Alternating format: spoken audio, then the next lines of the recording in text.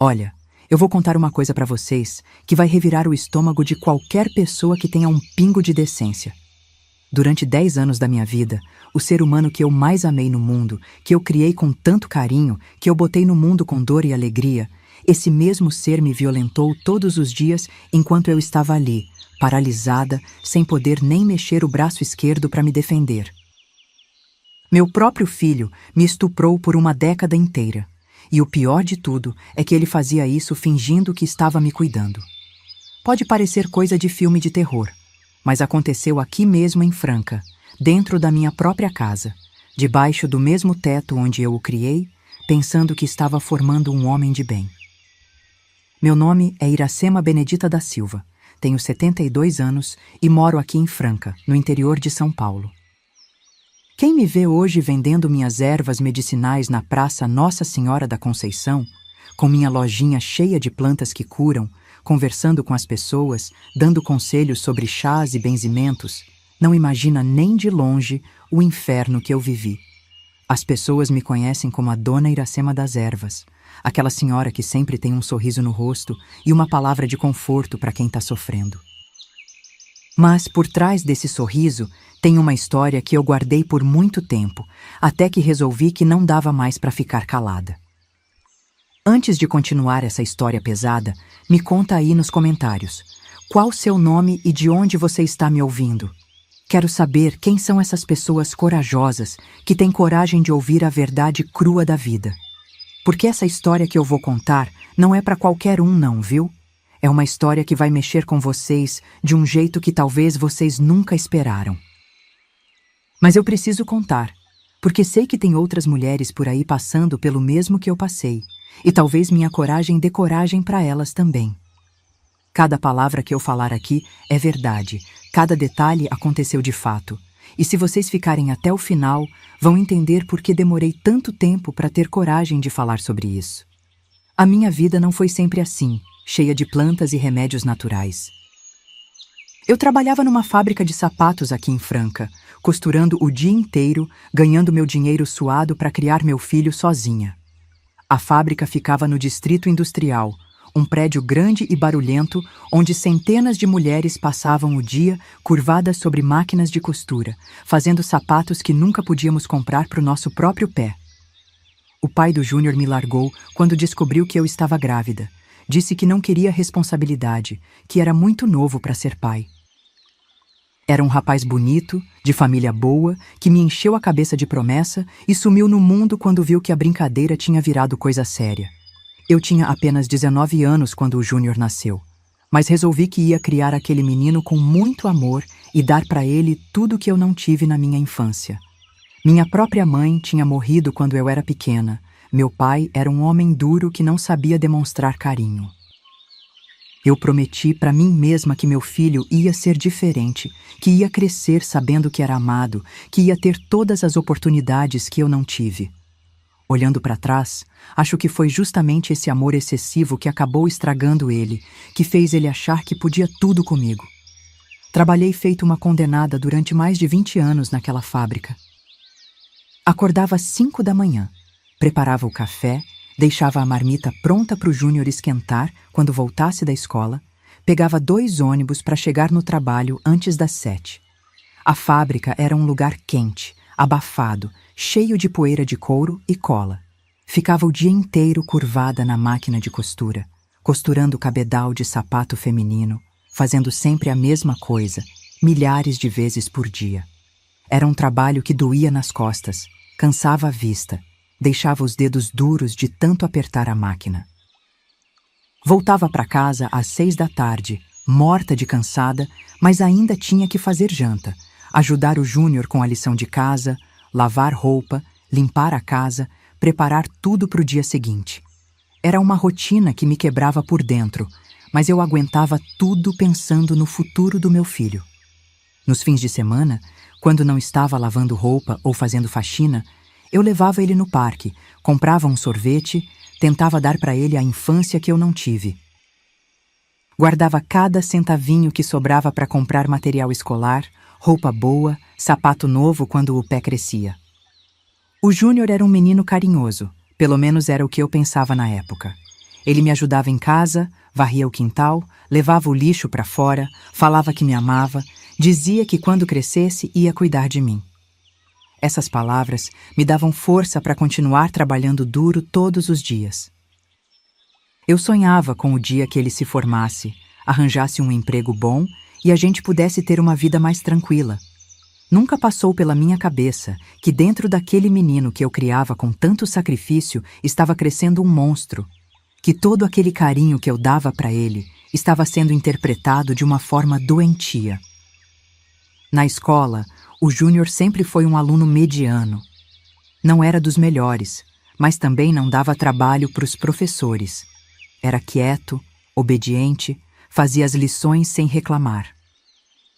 Eu ia em todas as reuniões de pais, conversava com as professoras, sempre ouvia que ele era um menino educado, respeitoso, nunca ninguém reclamou dele, nunca deu problema de comportamento.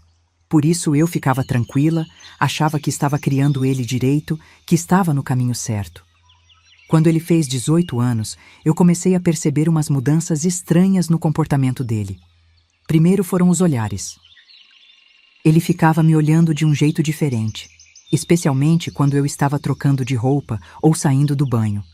Eram olhares demorados que me deixavam desconfortável, mas eu tentava ignorar.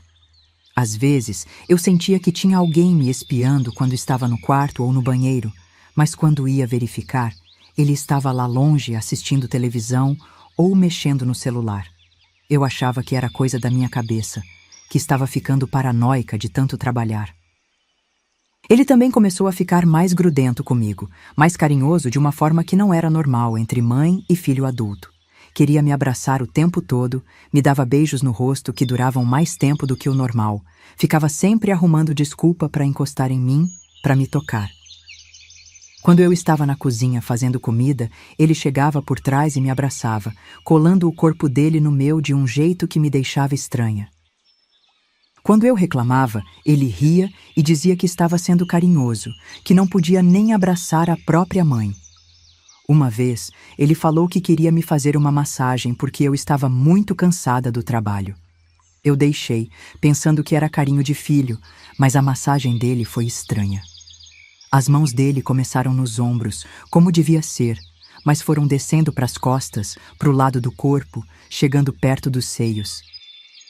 Quando falei alguma coisa que aquilo não estava certo, ele riu e disse que eu estava exagerando, que ele só estava tentando aliviar minha tensão, que eu estava vendo maldade onde não tinha. As coisas foram piorando aos poucos, de uma forma tão sutil que eu demorei para entender o que estava acontecendo. Ele começou a entrar no meu quarto sem bater na porta, sempre com alguma desculpa. Dizia que queria me perguntar uma coisa sobre a escola, ou que estava procurando alguma coisa que eu tinha pegado emprestado, ou que queria falar sobre o trabalho. Mas eu percebia que os olhos dele ficavam grudados no meu corpo de um jeito que não era normal entre mãe e filho. Quando eu estava de camisola, ele demorava mais para sair, ficava ali conversando sobre qualquer bobagem só para continuar olhando. Quando eu falava alguma coisa sobre esse comportamento estranho, ele ficava bravo e dizia que eu estava com a mente suja, que ele só queria conversar comigo, que eu estava interpretando mal as coisas. Falava que eu estava ficando paranoica, que era efeito do cansaço do trabalho, que eu precisava descansar mais. Me fazia sentir culpada por estar desconfiando dele, por estar vendo maldade onde ele dizia que não tinha. Uma noite, ele chegou em casa meio bêbado e tentou dormir na minha cama.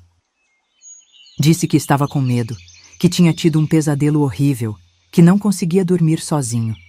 Eu deixei ele deitar, pensando que era coisa passageira, que no dia seguinte ele ia voltar para o quarto dele.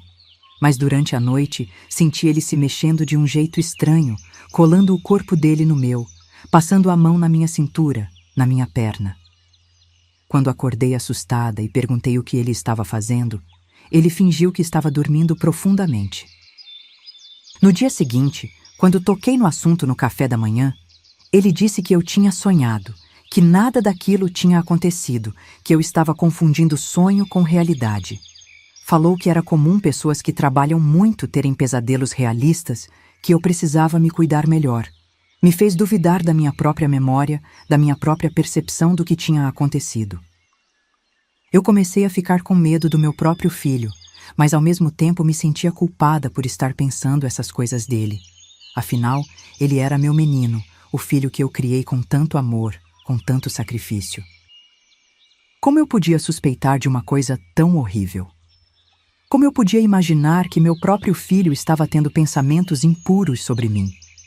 Eu tentava convencer a mim mesma de que estava imaginando coisas, que o trabalho pesado estava me deixando louca, que eu precisava parar de ver maldade onde não tinha. Comecei a evitar ficar sozinha com ele em casa. Sempre arrumava alguma coisa para fazer quando ele estava por perto. Passei a trancar a porta do meu quarto, coisa que nunca tinha feito antes. Mudei meus hábitos de banho. Passava a me vestir no banheiro em vez de no quarto.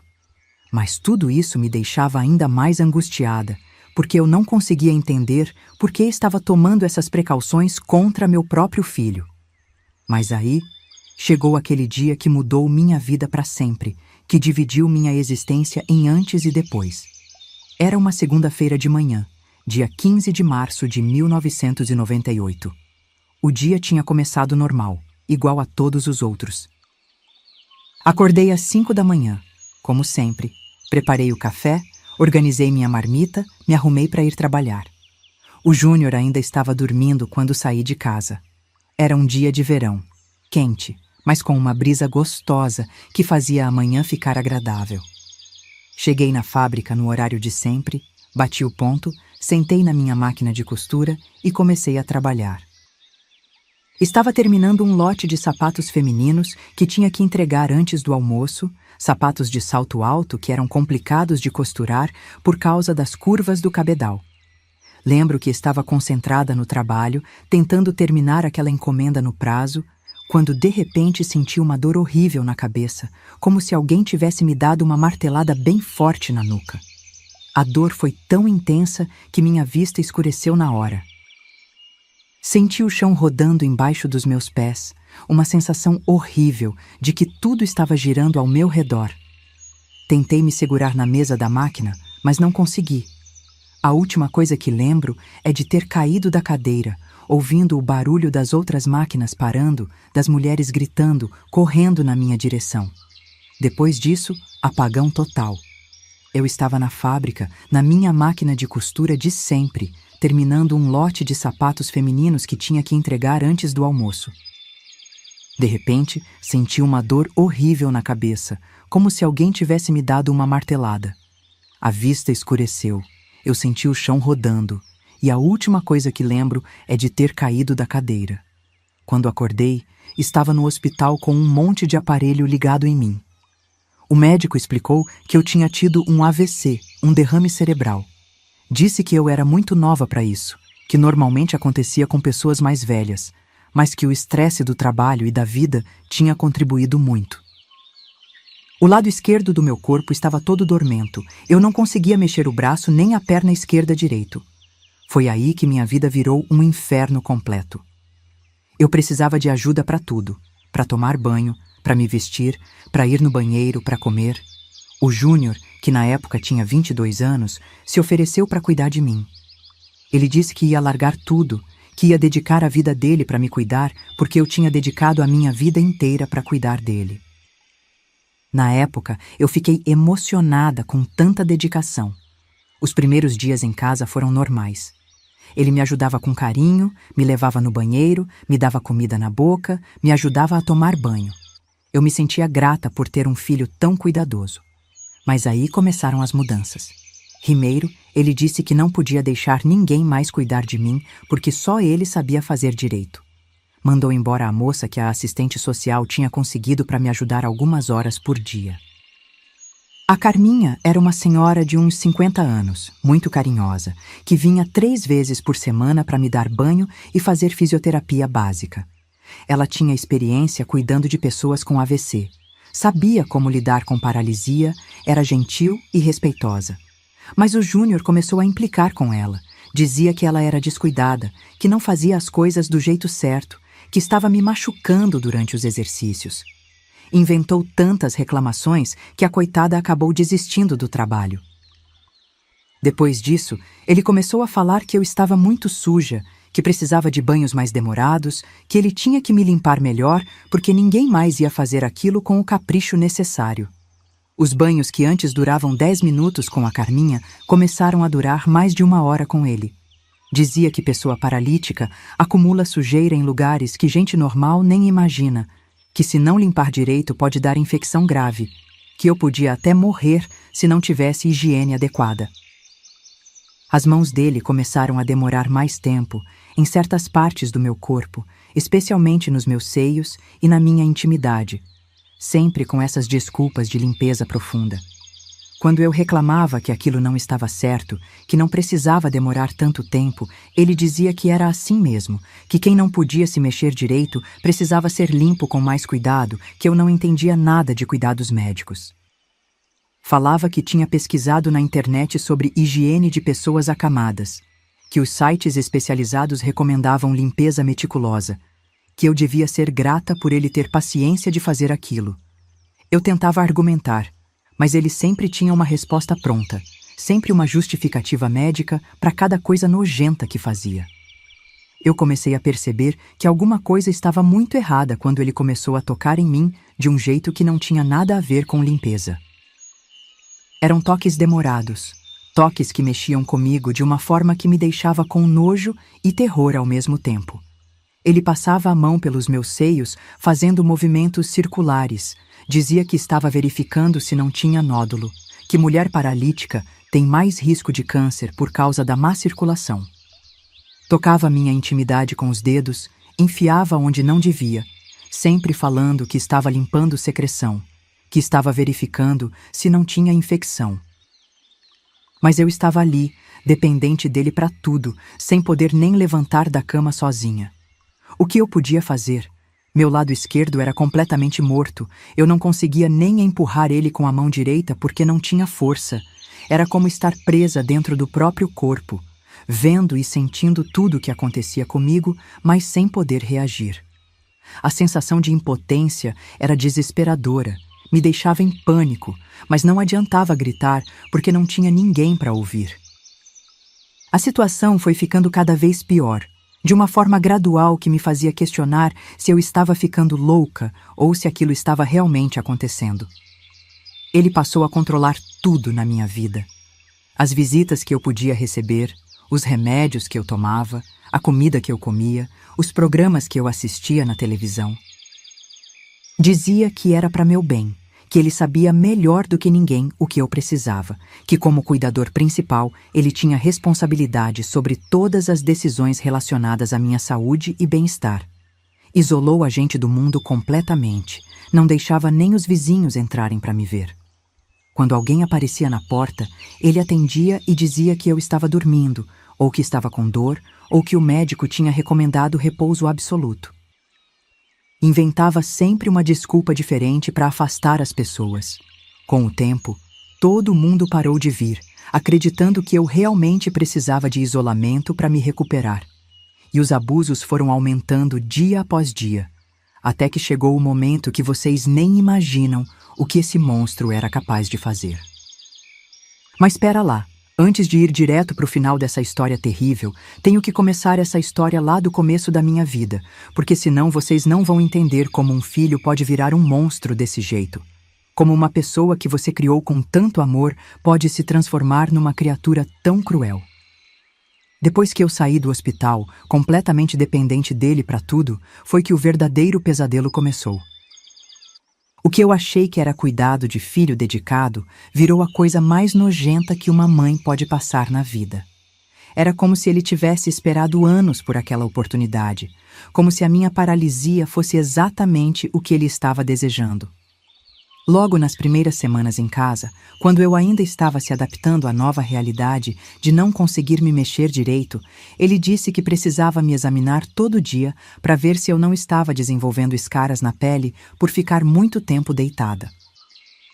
Falou que tinha pesquisado na internet sobre cuidados com pessoas acamadas e que pessoas que ficam muito tempo na cama podem ter feridas horríveis se não forem bem cuidadas. Mostrou até umas fotos impressionantes de escaras infectadas que ele tinha imprimido. Dizia que aquilo podia acontecer comigo se não tivesse cuidado redobrado. Eu acreditei, né? Era meu filho, a única pessoa que eu tinha no mundo. Por que eu ia duvidar dele? Ele parecia tão preocupado comigo, tão dedicado, falava com tanta propriedade sobre os riscos médicos que eu enfrentava. Mas esses exames começaram a durar cada vez mais tempo, e as mãos dele começaram a ir para lugares que não tinham nada a ver com cuidar de Skara. Ele examinava cada centímetro do meu corpo. Dizia que tinha que verificar tudo, que Skara podia aparecer em qualquer lugar. Ele começou a falar que meus seios estavam diferentes, que pareciam inchados, que precisava massagear para melhorar a circulação sanguínea. Dizia que tinha lido em sites especializados que mulheres que ficam muito tempo deitadas podem ter problemas na circulação mamária e que massagem era fundamental para evitar complicações graves. As mãos dele ficavam ali por muito tempo, apertando, mexendo, fazendo movimentos que me deixavam com uma sensação horrível na boca do estômago, uma mistura de nojo, medo e confusão. Quando eu falava que estava doendo ou que não estava gostando daqueles toques, ele respondia que era assim mesmo, que no começo sempre incomoda, mas que depois o corpo se acostuma e até melhora. Dizia que eu não podia ser egoísta, que ele estava sacrificando o tempo dele para me cuidar, que eu tinha que colaborar com o tratamento se quisesse me recuperar. Falava isso com uma convicção que me fazia duvidar dos meus próprios sentimentos. Me fazia pensar que talvez eu estivesse interpretando errado aqueles toques. O primeiro acidente mesmo, o que marcou o início dos abusos mais graves, aconteceu durante um banho numa tarde de quinta-feira. Ele disse que eu estava muito suja lá embaixo e que precisava limpar direito, senão eu ia pegar uma infecção urinária terrível que podia me matar. Começou a me tocar de um jeito que não tinha nada a ver com limpeza, enfiando os dedos onde não devia, dizendo que estava tirando sujeira acumulada que eu não conseguia tirar sozinha por causa da paralisia. Eu tentei fechar as pernas, usei toda a força que tinha no lado direito do corpo para tentar me proteger, mas ele segurou com força e falou com aquela voz falsamente carinhosa. Mãe, relaxa, eu sou seu filho, não tem nada de mais nisso. Você me deu banho a vida inteira quando eu era criança, limpou meu bumbum, me ensinou sobre higiene. Agora é minha vez de cuidar de você. A comparação era absurda, nojenta, mas ele falava com tanta naturalidade que por um momento me fez questionar se eu estava exagerando. A partir dali, os banhos viraram uma verdadeira tortura, sessões de horror que eu sabia que iam acontecer todos os dias e que eu não podia evitar. Ele demorava mais de 1 hora me limpando, sempre com essas desculpas nojentas de higiene e saúde. Dizia que mulher paralítica precisa de cuidado especial, que eu não entendia nada de medicina, que ele tinha pesquisado tudo na internet e sabia exatamente o que estava fazendo. E eu ali, sem poder me mexer direito, dependendo dele para tudo, sem ter como resistir ou fugir. Era uma sensação de desespero que eu não sei explicar, uma mistura de terror, nojo e impotência. Aí começaram os toques que ele chamava de medicinais, sempre com essa desculpa de que era tratamento médico. Dizia que tinha que massagear minha barriga todos os dias para intestino funcionar direito, que paralítico tem problema de prisão de ventre e que só massagem abdominal resolve, que se não fizesse aquilo, eu podia ter obstrução intestinal e morrer. Mas as massagens dele eram estranhas, começavam na barriga, mas iam descendo cada vez mais, até chegar em lugares que não tinham nada a ver com o intestino. Quando eu reclamava, ele ficava bravo e gritava: Mãe, você quer ficar boa ou não? Você quer morrer de infecção? Eu estou aqui tentando te salvar e você fica reclamando. A manipulação psicológica foi o pior de tudo, pior até que os abusos físicos. Ele repetia todo dia, como um mantra, as mesmas frases que foram me quebrando por dentro. Mãe, você depende de mim para tudo. Se eu não estiver aqui, quem vai cuidar de você? Quem vai te dar comida, te levar no banheiro, te dar remédio? Quem vai ter paciência com uma aleijada? Ele falava isso enquanto estava me tocando de forma inadequada, como se fosse a coisa mais normal do mundo, como se eu devesse ser grata por ele estar ali, por ele estar se sacrificando por mim. Dizia que eu era um fardo para qualquer outra pessoa, que só ele tinha paciência para cuidar de uma aleijada como eu, que se ele me abandonasse, eu ia apodrecer num asilo horrível onde ninguém ia se importar comigo. Pintava um quadro tão terrível da minha situação que eu ficava apavorada só de pensar na possibilidade de ficar sem ele, mesmo sabendo que o que ele fazia comigo era errado. Era um ciclo doentio de dependência e medo. Quando eu tentava resistir mais, reclamar mais alto ou tentar empurrá-lo com a mão que ainda funcionava, ele começava com as ameaças sutis, mas muito eficazes. Falava com aquela voz calma e controlada. Mãe, quem vai acreditar numa paralítica contra mim? Todo mundo aqui na vizinhança, na cidade inteira, me conhece como o filho dedicado que largou tudo para cuidar da mãe doente. Se você ficar inventando mentiras sobre mim, vão achar que você ficou louca por causa do derrame, que está tendo delírios. Essas palavras me cortavam como faca, porque eu sabia que ele estava certo. Quem ia acreditar em mim contra ele? Ele começou a controlar absolutamente tudo na minha vida, cada detalhe da minha rotina. Não deixava mais ninguém entrar em casa, nem os vizinhos que vinham me visitar de vez em quando. Quando Dona Maria da casa ao lado aparecia na porta perguntando como eu estava, ele atendia e dizia que eu estava dormindo por causa da medicação forte, que o médico tinha recomendado repouso absoluto, que visitas me deixavam agitada e atrapalhavam minha recuperação. A coitada ia embora preocupada, pensando que estava ajudando ao não me incomodar.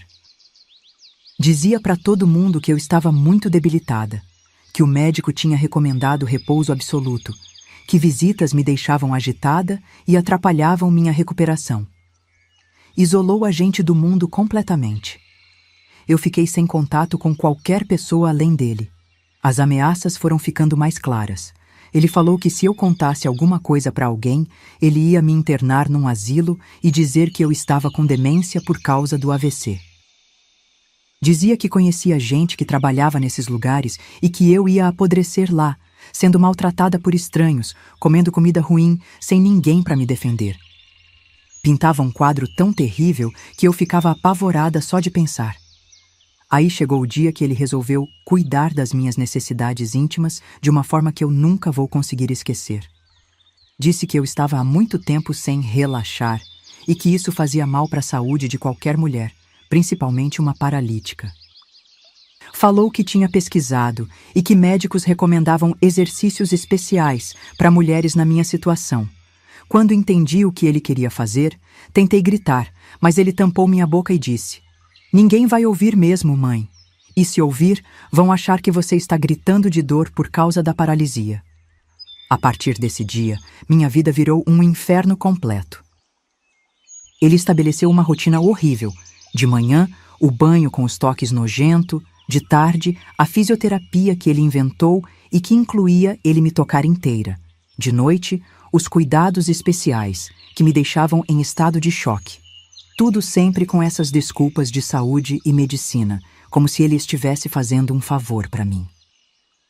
Durante a troca de fraldas que eu precisava usar por causa da paralisia, ele demorava um tempo absurdo me limpando, sempre tocando onde não devia, sempre com aquela desculpa de que estava me mantendo limpa e saudável. Dizia que se eu pegasse infecção por causa de sujeira, eu podia morrer e que ele não ia deixar isso acontecer porque me amava muito. O pior era que ele fazia tudo isso falando de amor. Dizia: "Mãe, eu faço isso porque te amo, porque você é a mulher mais importante da minha vida, porque não posso viver sem você." Misturava a declaração de amor com atos nojentos, como se fosse a coisa mais normal do mundo. Eu não conseguia entender como uma pessoa podia falar de amor fazendo uma coisa daquelas. Ele também começou a me dar remédios que não eram os que o médico tinha receitado. Dizia que tinha comprado vitaminas especiais para me deixar mais forte, mas eu desconfiava que eram remédios para me deixar mais sonolenta e menos resistente. Depois que tomava esses vitaminas, eu ficava mais mole, mais confusa, sem força nem para gritar direito quando ele me abusava. A primeira violação sexual completa aconteceu numa noite que eu nunca vou esquecer. Ele chegou no meu quarto depois da meia-noite, bêbado, chorando, falando que estava sofrendo muito por não ter uma namorada. que nenhuma mulher queria ficar com ele porque ele dedicava todo o tempo dele para cuidar de mim. Disse que eu tinha obrigação de ajudar ele porque era culpa minha ele não conseguir namorada. O que aconteceu depois disso foi tão horrível que até hoje eu acordo gritando de pesadelo. Depois daquela noite, ele disse que agora a gente tinha uma relação especial, que eu era mais que mãe para ele, que a gente era um casal e que ninguém podia saber porque as pessoas não entendiam amor verdadeiro. Falava que o que acontecia entre a gente era coisa de Deus, que era destino, que a paralisia tinha acontecido para a gente ficar mais próximos. A loucura dele não tinha limites. Me respondam com sinceridade. Vocês acham que uma mãe tem obrigação de perdoar um filho, não importa o que ele faça? Porque eu tenho uma opinião bem polêmica sobre isso. Conta aí nos comentários o que vocês pensam, porque o que vocês vão ouvir agora sobre os anos que se seguiram vai fazer vocês entenderem por que eu penso assim. O que começou naquela noite maldita virou uma rotina de horror que durou anos e anos. Cada dia que amanhecia era mais um dia de tormento, mais um dia que eu rezava para Deus me levar logo desse sofrimento. O Júnior transformou minha vida numa prisão onde eu era prisioneira do meu próprio corpo e ele era o carcereiro mais cruel que vocês podem imaginar. Todos os dias, sem exceção, ele repetia os mesmos abusos, sempre com aquelas desculpas nojentas de cuidado e higiene. De manhã, quando ele me acordava para tomar café, já começava passando a mão em mim, dizendo que estava verificando se eu tinha dormido bem, se não tinha desenvolvido feridas na pele durante a noite. Mas as verificações dele eram pura maldade disfarçada de cuidado médico. Durante o banho, que acontecia todos os dias no final da tarde, ele demorava mais de 2 horas me limpando. Dizia que paralítico precisa de higiene redobrada, que se ele não fizesse aquilo, eu ia apodrecer de infecção. Mas eu sabia que não era limpeza coisa nenhuma. Era ele satisfazendo os desejos doentios dele, usando meu corpo como se fosse uma boneca.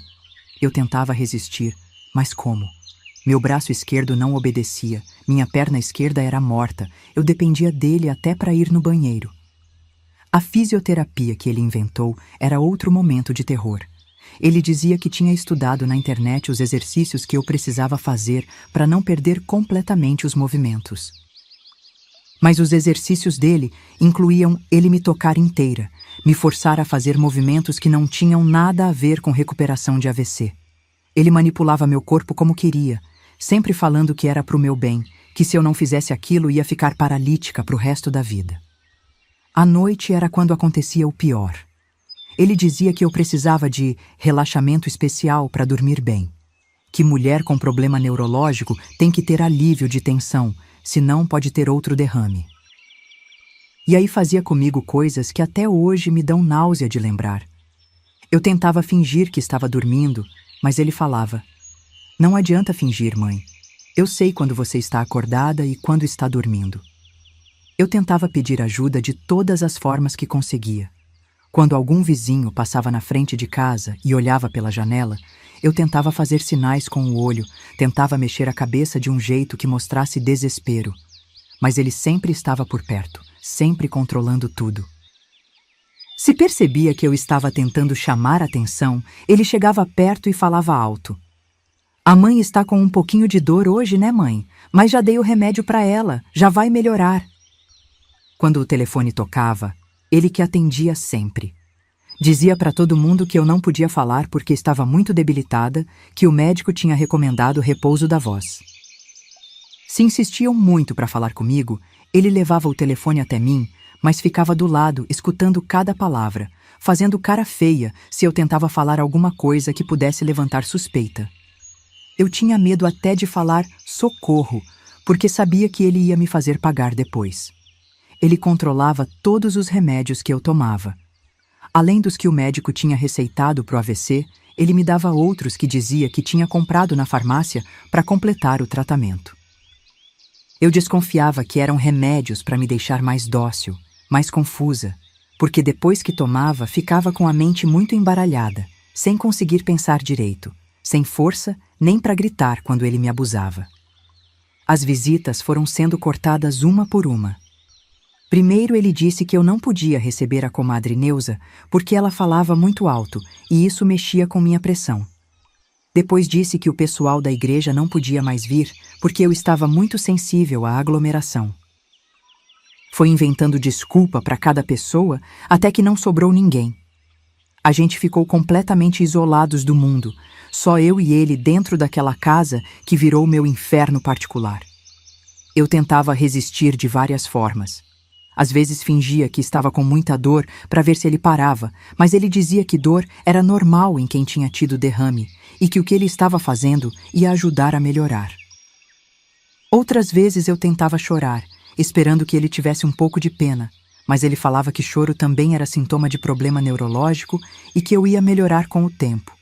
Uma vez eu consegui pegar o telefone escondido e tentei ligar para a emergência, mas minha fala estava meio enrolada por causa dos remédios que ele me dava, e a moça do outro lado não entendeu direito o que eu estava falando.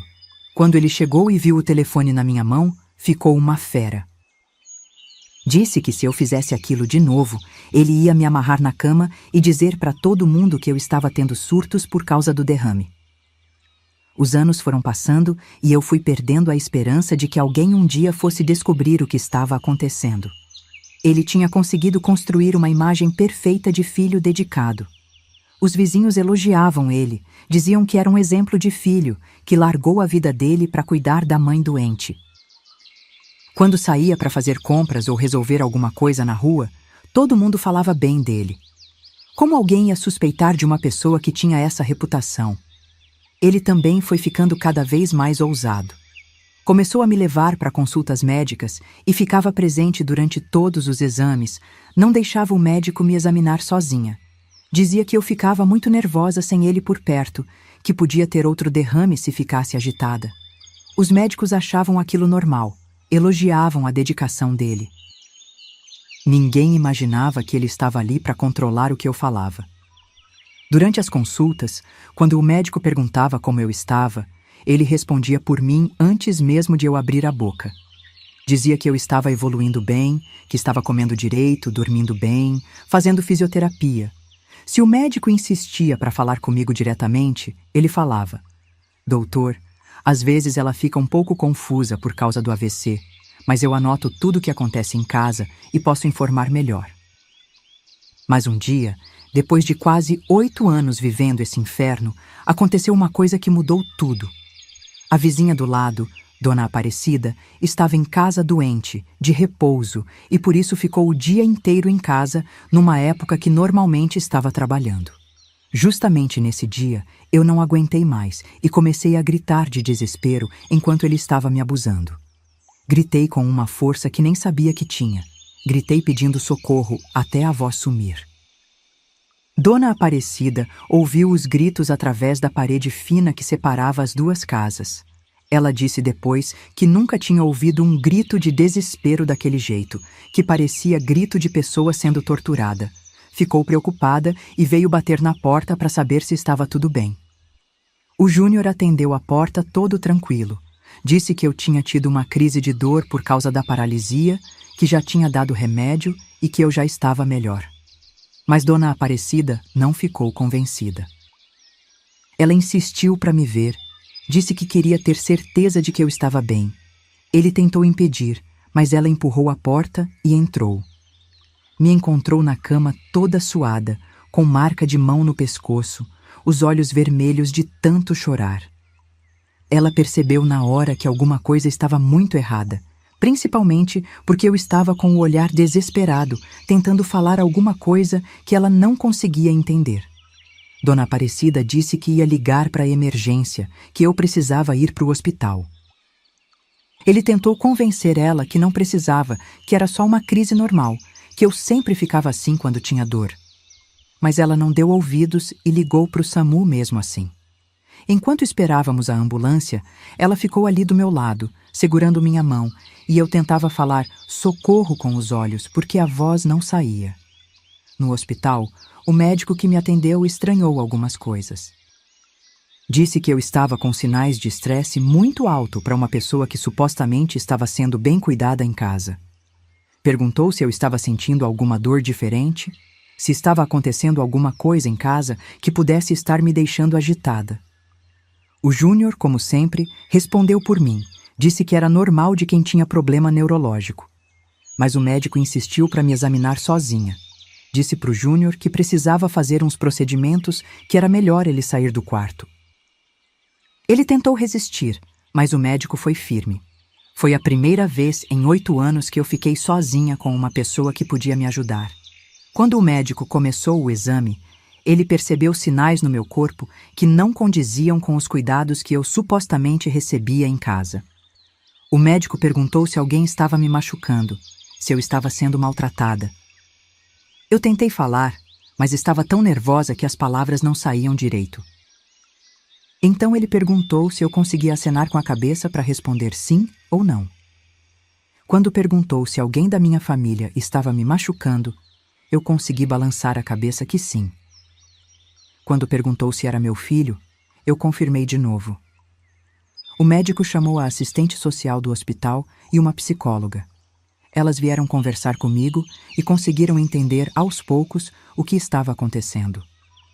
Eu falei tudo o que consegui, mesmo com a fala meio enrolada, mesmo tremendo de medo. Contei dos abusos, dos toques, das ameaças. Elas ficaram horrorizadas, mas acreditaram em mim. Quando elas foram confrontar o Júnior, ele negou tudo com a maior frieza do mundo. Disse que eu estava tendo delírios por causa do AVC, que era comum pessoas com problemas neurológicos inventarem coisas, que ele era um filho dedicado e que aquelas acusações eram absurdas. Falou que eu estava sendo ingrata depois de tudo que ele tinha feito por mim, que tinha sacrificado a vida dele para me cuidar.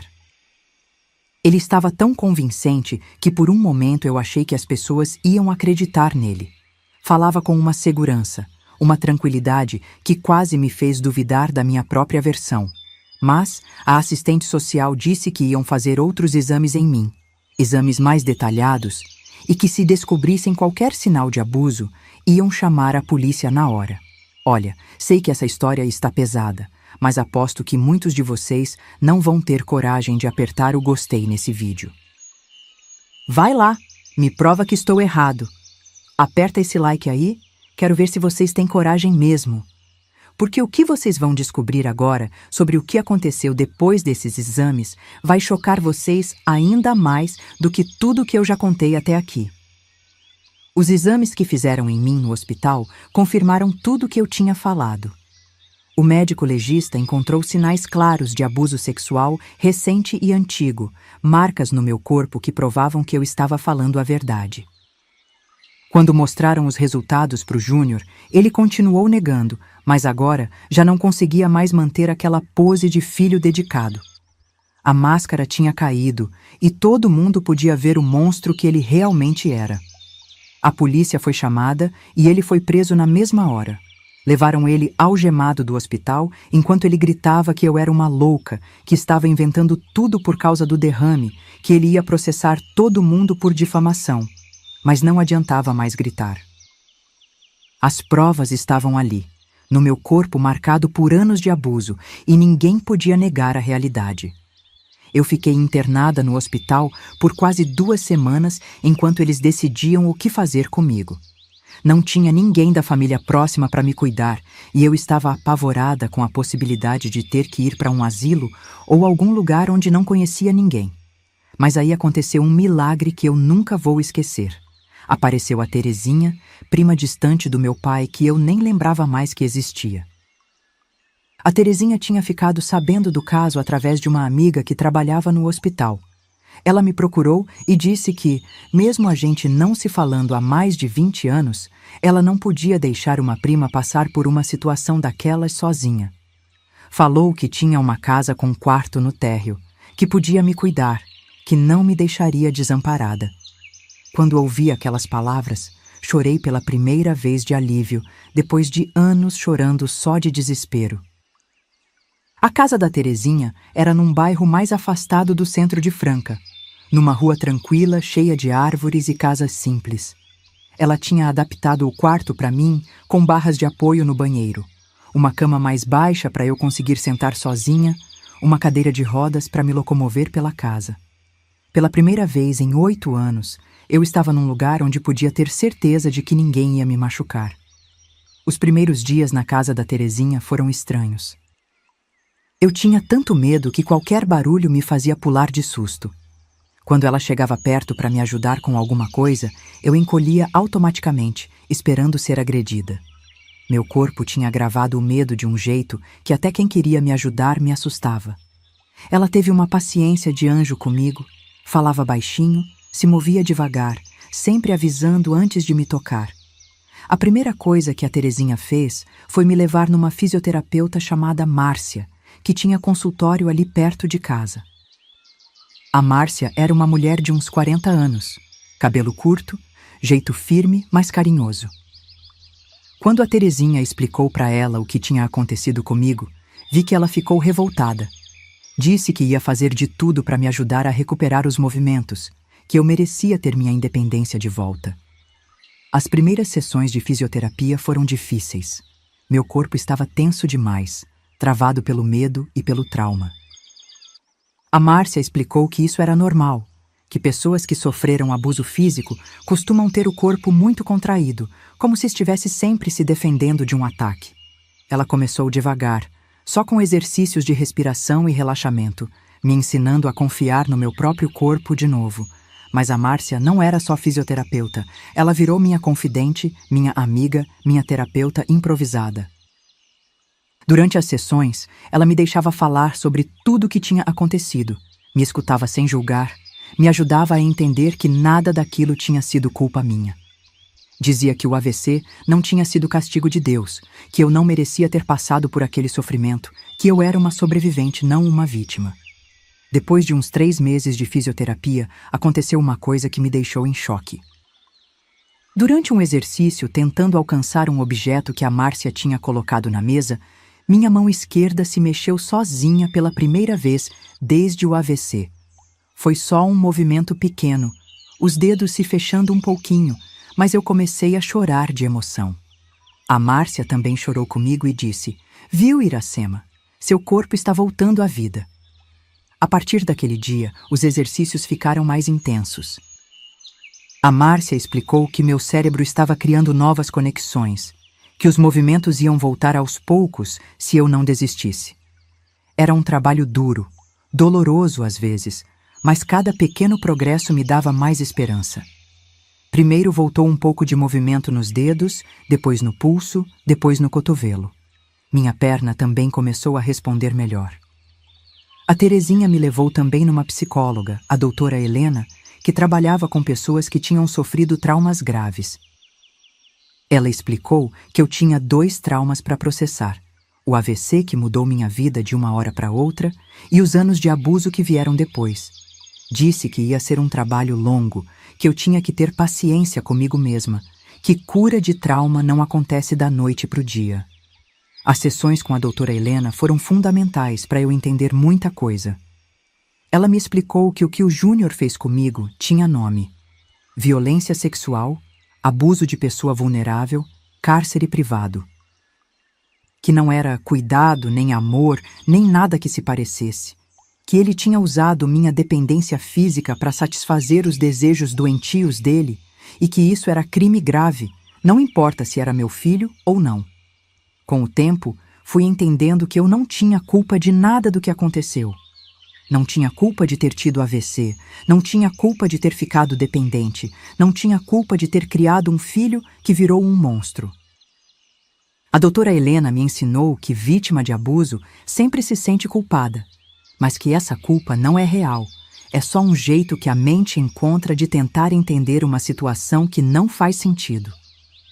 Uns 6 meses depois que comecei o tratamento, aconteceu o dia mais emocionante da minha recuperação. A Márcia disse que ia tentar me fazer andar sozinha, só com o apoio de uma bengala.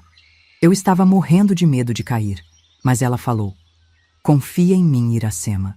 Você está pronta." E de fato estava. Consegui dar uns 3 passos sozinha, tremendo, mas firme. A Terezinha estava lá assistindo e chorou tanto que eu achei que ela ia ter um treco. Andar sozinha mudou tudo na minha vida. Não dependia mais de ninguém para ir no banheiro, para pegar um copo d'água, para chegar até a janela e olhar a rua. Pode parecer bobagem, mas para quem ficou anos sem poder se mexer, cada movimento era uma conquista gigantesca. Eu passava horas treinando andar pela casa, fortalecendo as pernas, recuperando o equilíbrio que o AVC tinha levado embora. Com a independência física voltando, comecei a pensar no que fazer da minha vida. Não podia mais trabalhar na fábrica de sapatos, meu corpo não aguentaria ficar horas curvada na máquina. A doutora Helena sugeriu que eu procurasse alguma atividade que me desse prazer, que fosse uma forma de recomeçar minha vida profissional sem muito esforço físico. Foi a Terezinha que sugeriu o curso de ervas medicinais. Ela disse que eu sempre tive jeito para cuidar de plantas, que quando era nova sabia fazer chás para tudo, que minha mãe me ensinou muita coisa sobre remédios caseiros. Falou que tinha uma senhora no bairro que dava curso básico de plantas medicinais, que eu podia aprender mais sobre isso e quem sabe até trabalhar com isso no futuro. O curso foi uma descoberta maravilhosa. Aprendi sobre dezenas de plantas, seus efeitos, como preparar chás, pomadas, xaropes caseiros.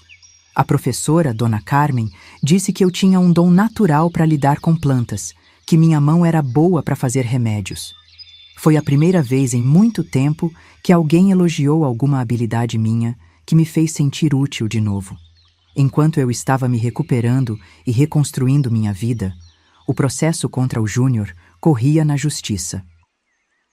Ele foi condenado a 12 anos de prisão por estupro de vulnerável, cárcere privado e maus tratos. Pensei que finalmente a justiça tinha sido feita, que ele ia pagar por tudo que fez comigo durante tantos anos. Mas o que eu não imaginava é que o sistema carcerário brasileiro é uma piada. Agora vem a parte que muita gente vai me julgar. Quando soube que ele tinha sido solto da prisão por bom comportamento depois de só 3 anos, eu fiz uma escolha. Vocês acham que eu fiz errado em não ter denunciado de novo quando ele tentou me procurar? O que vocês teriam feito no meu lugar? Porque o que aconteceu depois disso vai mostrar para vocês que, às vezes, a vida faz justiça de um jeito que a gente nem esperava. 3 anos depois que ele foi solto, eu já estava completamente recuperada e tocando minha vida. Tinha montado uma pequena loja de produtos naturais numa sala comercial perto da Praça Nossa Senhora da Conceição, bem no centro de Franca. Vendia ervas medicinais, chás, pomadas caseiras, xaropes que eu mesma preparava. O negócio cresceu tanto que eu não dava conta sozinha. Tive que contratar a Sílvia, uma moça nova que me ajudava com as vendas e adorava aprender sobre plantas medicinais. Minha loja ficou conhecida na cidade inteira. As pessoas vinham buscar remédio para tudo: dor de cabeça, insônia, problema de estômago, depressão, ansiedade.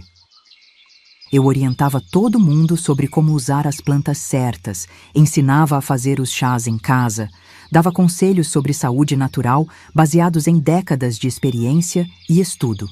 Tinha virado uma referência no assunto, ganhava meu dinheiro honestamente, era independente de novo depois de tanto sofrimento. A rotina da loja era uma delícia. Acordava cedo, tomava meu café com a Terezinha, caminhava as 4 quadras até o centro, abria a loja às 8 da manhã. Organizava as ervas secas nos vidros, preparava as pomadas do dia, atendia meus clientes regulares que já vinham conversar comigo sobre a vida além dos remédios. Era uma vida simples, mas cheia de propósito e significado. A Terezinha continuava morando comigo, mas agora éramos mais como irmãs do que prima, cuidando de prima doente. Ela me ajudava na loja nos fins de semana, cuidava da casa enquanto eu trabalhava, era minha companheira de vida, minha confidente, minha amiga mais chegada. Tínhamos construído uma rotina boa, tranquila, cheia de carinho verdadeiro. Pela primeira vez em décadas, eu era realmente feliz. Eu tinha até arranjado um namorado, o seu Antônio, viúvo de 68 anos, que frequentava minha loja para comprar chá de erva cidreira para o nervo depois que a esposa dele morreu. Ele sabia toda a minha história, respeitava meu passado, me tratava com um carinho que eu achava que nunca mais ia sentir na vida. Não morávamos juntos, mas nos víamos quase todos os dias, íamos ao cinema, fazíamos caminhada na praça, vivíamos um romance gostoso de pessoas maduras que sabem valorizar companhia boa. O Antônio era tudo que o Júnior nunca foi: respeitoso, carinhoso, protetor sem ser controlador. Ele me levava flores toda sexta-feira, me ajudava a carregar as caixas pesadas da loja, ficava me esperando fechar para a gente ir jantar junto num restaurante simples ali perto. Nosso relacionamento era baseado em respeito mútuo, confiança, carinho verdadeiro. Era assim que amor devia ser. Foram 20 anos de paz completa, de reconstrução, de felicidade que eu nunca pensei que fosse possível. Eu tinha conseguido transformar a dor em propósito, ajudando outras pessoas através das plantas medicinais. Recebi vários convites para dar palestras sobre superação, sobre empreendedorismo na terceira idade, sobre como recomeçar depois dos 50. Virei um exemplo na cidade, a mulher que soube dar a volta por cima depois de passar pelo inferno. Minha loja prosperou de um jeito que nem eu acreditava. Comecei vendendo num balcãozinho de 1 metro. Acabei ocupando a sala inteira, com prateleiras do chão ao teto cheias de vidros com ervas, geladeira com pomadas caseiras, uma mesa grande onde eu atendia as pessoas que vinham buscar orientação mais detalhada. Tinha clientes que vinham de outras cidades só para comprar meus produtos. Durante esses 20 anos, criei também um grupo informal de apoio a mulheres que sofreram violência doméstica. Toda terça-feira, depois que fechava a loja, a gente se reunia na sala dos fundos para conversar, dividir experiências, dar força umas para as outras. Muitas mulheres conseguiram sair de relacionamentos abusivos depois de participar desses encontros. Era minha forma de retribuir toda a ajuda que recebi quando mais precisei. A fama da minha loja se espalhou tanto que até repórter de jornal veio me entrevistar. Saiu uma matéria grande sobre empreendedorismo feminino na terceira idade, com foto minha no meio das ervas, contando como transformei uma tragédia pessoal numa oportunidade de recomeço. Guardei o recorte da matéria emoldurado atrás do balcão, como lembrança de que era possível vencer na vida, mesmo depois de passar pelo pior. Mas aí, numa manhã de quinta-feira do ano passado, eu estava na loja organizando uns vidros de pomada de arnica que tinha acabado de fazer quando ouvi uma voz conhecida pedindo ajuda. Era uma voz trêmula, fraca, muito diferente da voz autoritária que me aterrorizou por tantos anos. Quando virei para ver quem era, quase caí para trás de susto. Era o Júnior, mas não o homem forte e dominador que me violentou durante uma década. Ali na porta da minha loja estava um homem acabado, magro, com a pele amarelada, andando com muita dificuldade, apoiado numa bengala. O cabelo estava grisalho e ralo, os olhos fundos, as roupas largas demais no corpo que tinha derretido. Ele parecia ter envelhecido 20 anos nos últimos 10. Era quase irreconhecível, não fosse aquela voz que ainda me dava arrepios. Ele me viu e começou a chorar daquele jeito patético que homem covarde chora quando está precisando de alguma coisa.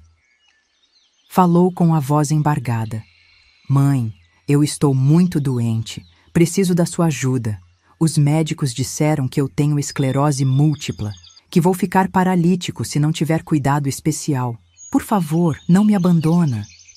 Ficou ali parado na porta da minha loja, tremendo, esperando que eu sentisse pena dele, como mãe boba que perdoa tudo. Eu olhei para aquele homem que tinha destruído tantos anos da minha vida e senti uma calma estranha. Não senti raiva, não senti medo, não senti pena. Senti uma tranquilidade gelada que eu nunca tinha sentido antes. Ali estava ele, o meu algoz, na mesma situação que eu estive um dia. Dependente, vulnerável, precisando de cuidado, implorando ajuda de quem ele tinha machucado sem dó nem piedade. Ele continuou falando, tentando me comover. "Mãe, eu sei que fiz coisas erradas no passado, sei que machuquei você, mas agora eu preciso de você. Não tenho mais ninguém no mundo, você é minha única família. Estou morando num quartinho de pensão, não consigo mais trabalhar, mal consigo me cuidar sozinho. Por favor, me perdoa e me ajuda. Estava usando a mesma manipulação emocional de sempre, mas agora não tinha mais poder nenhum sobre mim. A Silvia, que estava organizando umas ervas numa prateleira, percebeu que alguma coisa estava acontecendo e se aproximou. Falei baixinho para ela: "Pode ir almoçar, eu resolvo isso aqui." Ela saiu discretamente, deixando a gente sozinhos. Eu não queria testemunhas para a conversa que ia ter com aquele homem que um dia foi meu filho. Escutei tudo o que ele tinha para falar sem interromper, observando cada detalhe daquele corpo que um dia foi forte e agora estava debilitado. Ele contou que a esclerose múltipla tinha começado uns 5 anos atrás, que no começo eram só umas dormências nas pernas, mas que foi piorando até ele perder parte dos movimentos. Que as mãos também estavam comprometidas, que tinha dificuldade para segurar objetos, para se equilibrar, para andar distâncias longas. Contou que tinha sido demitido do emprego na construção civil porque não conseguia mais carregar peso, que o dinheiro da aposentadoria por invalidez mal dava para pagar o quartinho onde morava e comprar comida. Que não conseguia mais tomar banho sozinho direito, que às vezes ficava dias sem conseguir fazer uma refeição decente, que tinha medo de cair e não ter ninguém para ajudar.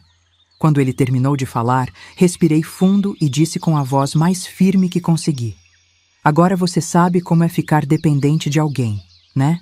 Sabe como é não conseguir se defender, ter que confiar que a pessoa que cuida de você não vai te machucar, não vai se aproveitar da sua fraqueza."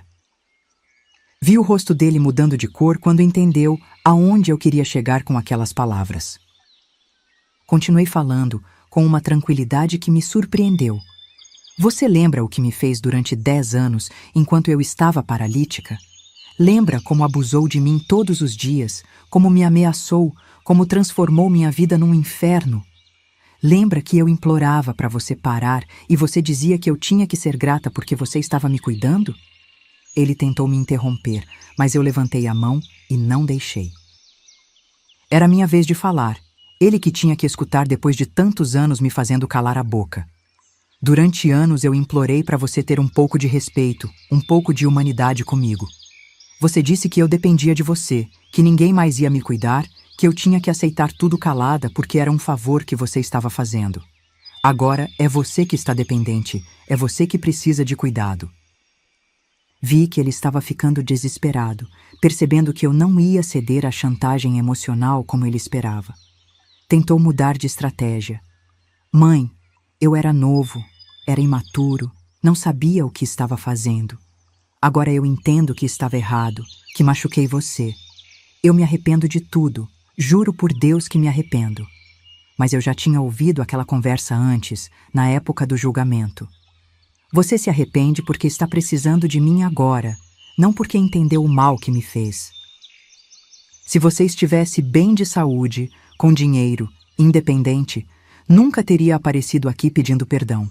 Seu arrependimento é interesse, não é remorso verdadeiro." Falei isso olhando bem nos olhos dele, sem desviar o olhar nem por um segundo. Ele tentou a última cartada, a mais nojenta de todas. "Mãe, eu sei que você é uma pessoa boa, uma pessoa de fé, uma pessoa que perdoa. Você sempre foi assim, sempre teve um coração grande. Você não vai deixar seu próprio filho morrer de abandono, né? O que as pessoas vão pensar se souberem que você me negou ajuda?" Aí eu ri. Ri de uma forma que até eu mesma me assustei. Meu filho morreu há muito tempo. O que está aqui na minha frente é só um estranho que um dia me fez muito mal mesmo. E sabe o que as pessoas pensam de mim hoje? Pensam que sou uma mulher corajosa, que soube superar um trauma horrível, que construiu uma vida nova depois dos 50 anos. Isso é o que importa. Agora você vai embora da minha loja e não volta nunca mais. Vai procurar algum asilo público, alguma instituição de caridade, alguém que seja pago pelo governo para cuidar de você. Porque cuidado gratuito, cuidado de amor, cuidado de família, isso você perdeu o direito quando resolveu me transformar em objeto sexual durante uma década inteira." Ele saiu da loja cambaleando, chorando alto, mas eu não senti nem um pouco de pena. Depois que ele foi embora, tranquei a porta da loja, virei a plaquinha para fechado e sentei na cadeira atrás do balcão. Chorei muito, mas não foi choro de tristeza, foi choro de libertação total. Era como se um peso gigantesco tivesse saído das minhas costas de uma vez por todas. Finalmente tinha conseguido olhar no olho do meu agressor e dizer não, conseguido ter o poder que ele me tirou durante tantos anos de terror. Soube depois, através de conhecidos que trabalhavam na assistência social, que ele acabou internado num asilo público, desses que o governo mantém pra gente que não tem família nem dinheiro. Sei que a vida dele lá não é fácil, que ele depende da boa vontade de funcionários sobrecarregados para tudo, que às vezes fica horas esperando para ser atendido, que come comida ruim, que dorme em quarto coletivo com outros doentes. É exatamente o tratamento que ele merecia. Hoje, aos 72 anos, posso dizer com toda certeza que sou uma mulher completa e realizada. Tenho minha loja que funciona muito bem e me dá independência financeira. Tenho a Terezinha, que é minha família de coração. Tenho o Antônio, que me ama e me respeita do jeito que toda mulher merece ser amada. Tenho saúde, disposição e muitos planos ainda para realizar. Criei um grupo informal de apoio a mulheres com deficiência que já ajudou dezenas de pessoas a denunciarem abusos, saírem de relacionamentos tóxicos e reconstruírem suas vidas com dignidade. Toda semana, recebo mensagens de mulheres que conseguiram se libertar de situações horríveis depois de participar dos nossos encontros. É minha forma de transformar a dor em propósito, o trauma em missão de vida. Minha história prova que não importa a idade que você tem, não importa quantos traumas você sofreu, não importa quantas vezes você caiu, sempre é possível recomeçar. O importante é não desistir nunca, procurar ajuda quando precisa, acreditar que você merece coisa boa na vida, que merece respeito, carinho, dignidade. E, principalmente, nunca deixar que quem te machucou continue tendo poder sobre você. Eu sou Iracema Benedita da Silva, tenho 72 anos, moro aqui em Franca, e essa é a história da minha vida, de como o pior trauma me transformou na mulher mais forte que conheço. Se vocês querem mais histórias de superação como a minha, se inscrevam no canal Vovós do Brasil. Aqui a gente prova que não existe idade para recomeçar e que a vingança mais doce é viver bem. E aí, gostou da minha história? Hoje me sinto vitoriosa, pois me esforcei como deu para superar todas as dificuldades. Se puder, clique nos quadrados que estão passando aí na tela para ver mais vídeos e ouvir mais histórias de mulheres guerreiras como eu. Vocês vão se surpreender com a força que nós, mulheres brasileiras, temos para superar qualquer coisa que a vida coloca no nosso caminho. A vida ensina que quem planta vento, colhe tempestade, e quem semeia maldade, um dia paga o preço.